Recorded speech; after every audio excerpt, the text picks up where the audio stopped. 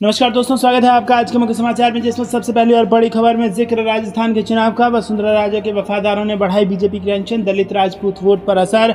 दूसरी खबर में जिक्र होगा कि केदारनाथ मंदिर परिसर में राहुल गांधी ने भंडारा लगाकर किया प्रसाद वितरण, शंकराचार्य की समाधि स्थल पर बिताया समय। तीसरी खबर में आपको बताएंगे कि केंद्रीय मंत्री नरेंद्र तोमर के बेटे के वीडियो में एमपी की राजनीति में बवाल, कांग्रेस ने आईटी, सीबीआई और ईडी से की जांच की मांग। चौथी खबर में जिक्र होगा कि केंद्र में तानाशाही शासन को हटाने के लिए इंडिया गठबंधन का गठन, सामना में बोली उद्धव शिवसेना।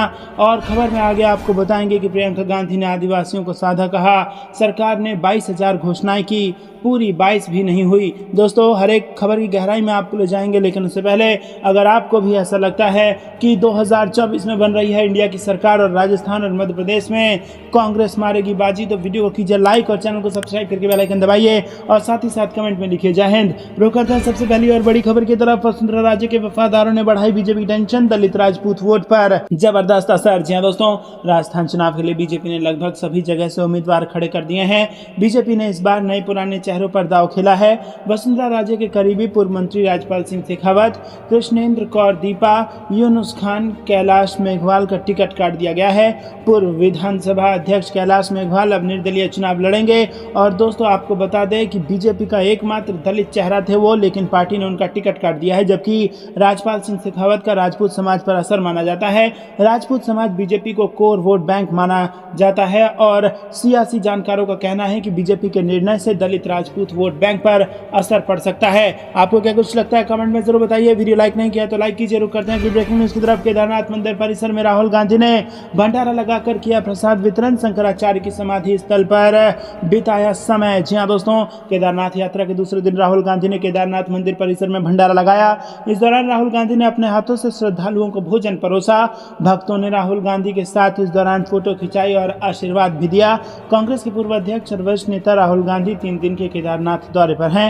रविवार को दोपहर में वो देहरादून पहुंचे, जहां हेलीकॉप्टर से केदारनाथ धाम पहुंचे। केदारनाथ में राहुल गांधी का पंडा समाज ने भव्य स्वागत किया। शाम को आराम करने के बाद रात में राहुल गांधी रात्रि आरती में शामिल हुए और बाद में श्रद्धालुओं के बीच पहुंचकर चाय पिलाई। सोमवार को सुबह पूजा अर्चना के बाद राहुल गांधी ने आदि गुरु शंकराचार्य की समाधि स्थल पर समय बिताया।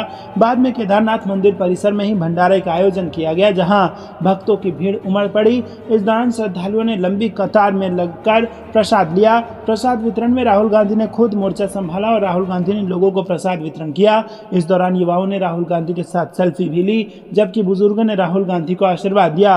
राहुल गांधी मंगलवार को केदारनाथ से रवाना हो जाएंगे। राहुल गांधी केदारनाथ में ही रात्रि विश्राम करेंगे। राहुल गांधी की इस यात्रा को निजी रखा गया है और किसी भी कांग्रेसी नेता को इस यात्रा में राहुल गांधी से मिलने की परमिशन नहीं है। भाजपा ने राहुल गांधी की टाइमिंग पर सवाल उठाते हुए कहा कि हमेशा चुनावों और कांग्रेस के लिए कठिन परिस्थिति में ही उन्हें सनातन धर्म की याद क्यों आती है। दोस्तों, आपको बता दें कि यहाँ पर राहुल गांधी केदारनाथ धाम पहुंच चुके हैं, बाबा शिव के चरणों में पहुंच चुके हैं और यहाँ पर उन्होंने भंडारा लगाकर प्रसाद वितरण किया। आपको क्या कुछ लगता है कमेंट में बताइए। वीडियो अभी तक लाइक नहीं किया तो लाइक जरूर कीजिएगा। रुक करते हैं अगली ब्रेकिंग न्यूज की तरफ। केंद्रीय मंत्री नरेंद्र तोमर के बेटे के वीडियो से मध्य प्रदेश की राजनीति में बवाल, कांग्रेस ने आईटी, सीबीआई और ईडी से की जांच की मांग। जी हां दोस्तों, आपको बता दें कि मध्य प्रदेश विधानसभा के बीच केंद्रीय मंत्री नरेंद्र सिंह तोमर के बड़े बेटे देवेंद्र प्रताप सिंह के एक वीडियो ने राज्य की राजनीति में भूचाल ला दिया है। कथित वायरल वीडियो में देवेंद्र तोमर फोन पर किसी बड़े कारोबारी से करोड़ों रुपए की लेन देन को लेकर बातचीत कर रहे हैं, जिसमें दूसरा व्यक्ति ट्रांजैक्शन के लिए अलग अलग कर 5 खातों की डिटेल मांग रहा है। इसके साथ ही वो कुछ पूछ रहा है। इस वायरल वीडियो को कांग्रेस प्रदेश अध्यक्ष मीडिया समन्वय पीयूष बेबले ने इनकम टैक्स, सीबीआई और ईडी की जांच कराने की बात कही है। वहीं इस मामले में तोमर के बेटे देवेंद्र प्रताप सिंह ने सिविल लाइन थाने में मामला दर्ज करा दिया है। दोस्तों, रुक करते हैं अगली ब्रेकिंग न्यूज की तरफ। केंद्र में तानाशाही शासन को हटाने के लिए इंडिया गठबंधन का गठन, सामना में बोली उद्धव की शिवसेना। जी हां दोस्तों, विपक्षी गठबंधन Indian national developmental inclusive alliance में उठापटक के बीच शिवसेना ने सोमवार को कहा कि यह गठबंधन केंद्र में तानाशाही शासन को खत्म करने के लिए बनाया गया, लेकिन राज्यों में राजनीति अलग होती है। डायनामाइट न्यूज के संवाददाता के अनुसार शिवसेना के मुखपत्र सामना में एक संपादकीय में कहा गया है कि इस महीने 5 राज्यों में होने वाले विधानसभा चुनाव अगले साल के लोकसभा चुनाव के लिए ड्रेस रिहर्सल है। वहीं इस इसमें कहा गया है कि जिन 5 राज्यों राजस्थान, मध्य प्रदेश, छत्तीसगढ़, तेलंगाना और मिजोरम में चुनाव होने हैं वहां कांग्रेस एक प्रमुख दल है।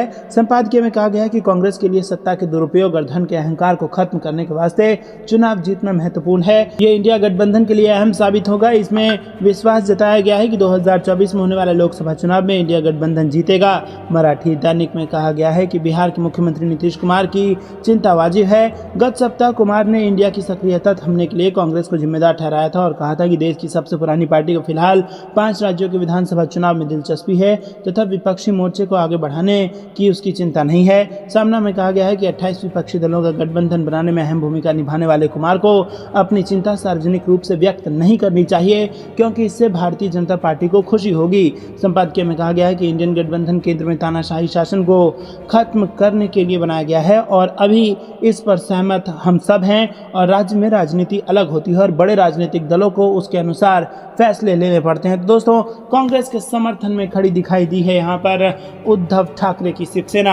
आपको क्या कुछ लगता है कमेंट में जरूर बताइएगा। दोस्तों, आप वीडियो को अभी तक लाइक नहीं किया तो लाइक जरूर कीजिएगा। रुक करते हैं ब्रेकिंग न्यूज की तरफ। प्रियंका गांधी ने आदिवासियों को साधा कहा, सरकार ने 22,000 घोषणाएं की, पूरी 22 भी नहीं हुई। जी हाँ दोस्तों, कांग्रेस की राष्ट्रीय महासचिव प्रियंका गांधी ने चुनाव प्रचार को लेकर सोमवार को धार जिले के कुक्षी विधानसभा के ग्राम दही में पहुंची थी और आदिवासियों को साधने के लिए यहां उनकी सभा की गई। उन्होंने भाजपा पर जमकर हमला बोला, प्याज के बढ़ते भाव पर तंज कसा और उन्होंने युवाओं के रोजगार और बढ़ते महिला अपराधों को लेकर सरकार पर निशाना साधा। जानकारी के अनुसार दही में पुलिस ग्राउंड पर आम सभा हुई और कमलनाथ भी प्रियंका गांधी के साथ वहां पर मौजूद थे। धार जिले की 7 विधानसभा सहित यहां पर कई सारे जिलों की उनकी सभा को लेकर प्रत्याशी तथा पार्टी कार्यकर्ता व बड़ी संख्या में लोग पहुंचे थे।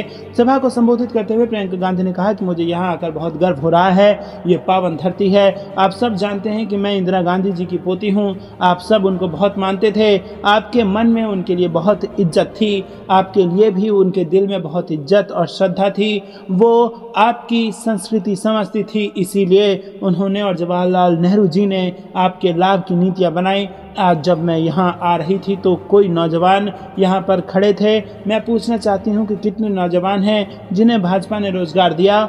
इस सरकार ने 22,000 घोषणाएं की हैं लेकिन 22 भी पूरी नहीं की। उन्होंने कहा कि मध्य प्रदेश की जनता का कांग्रेस की गारंटियों पर भरोसा है, भाजपा जा रही है और कांग्रेस आ रही है। तो दोस्तों, क्या आपको भी ऐसा लगता है कि भाजपा जा रही है और कांग्रेस आ रही है?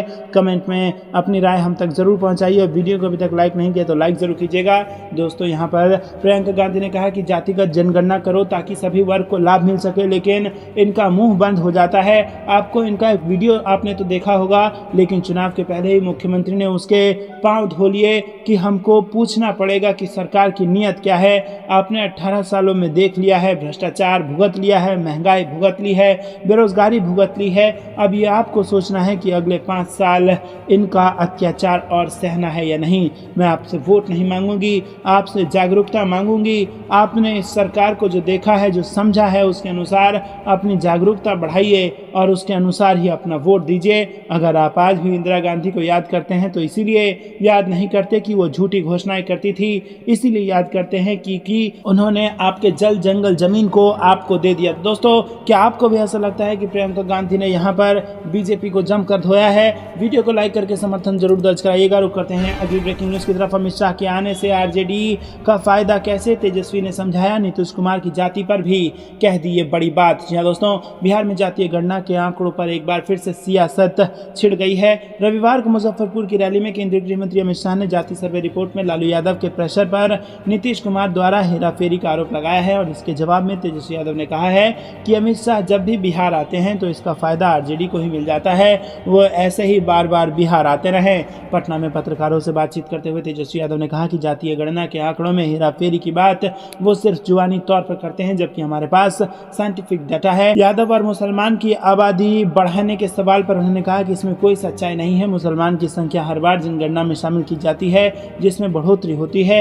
1931 के बाद यादवों की आबादी सामने आई है, लेकिन इसमें कोई गड़बड़ी नहीं की गई। अगर ऐसा करना होता तो नीतीश कुमार जी मुख्यमंत्री हैं, वो खुद अपनी जाति कुर्मी का डाटा क्यों नहीं बढ़वा लेते। रुक करते हैं अगली ब्रेकिंग न्यूज की तरफ। दमोह में सपा प्रमुख अखिलेश यादव ने नोटबंदी पर कसा तंज, कहा मुझे लगा ड्रोन चिप लगे 2000 के नोट खोज रहे हैं, मैं तो देखकर घबरा गया। जी हाँ दोस्तों, आपको बता दें कि यहाँ पर समाजवादी पार्टी के दमोह विधानसभा प्रत्याशी रिटपाल सिंह लोधी के समर्थन में आमसभा को संबोधित करने अखिलेश यादव पहुंचे थे। मंच से उन्होंने कहा कि सभा में ड्रोन उड़ रहा है, मुझे लगा कि ये ड्रोन 2000 की चिप लगे नोट को खोजने यहाँ आया है। भाजपा ने नोटबंदी कर हमें और आप सबको लाइन में खड़ा कर दिया और ये भरोसा दिलाया कि इस नोटबंदी से देश को फायदा होगा, लेकिन न भ्रष्टाचार कम हुआ और ना ही देश के हालात बदले। ये बयान उन्हें खुद मंच से दिया। ये बात अलग है कि उनको ये बयान मजाकिया अंदाज में भाजपा पर चुटकी लेते हुए दिया था और उनके इस बयान पर मौजूदा जनसमूह ठहाके लगाने लगा। तो दोस्तों, जमकर चुटकी ली अखिलेश यादव ने भारतीय जनता पार्टी से। आपको क्या कुछ लगता है कमेंट बताइए। वीडियो तक लाइक नहीं किया तो लाइक कीजिए और चैनल को सब्सक्राइब करके बेल आइकन जरूर दबाइएगा। अभी के लिए इतना ही। जय हिंद, जय भारत।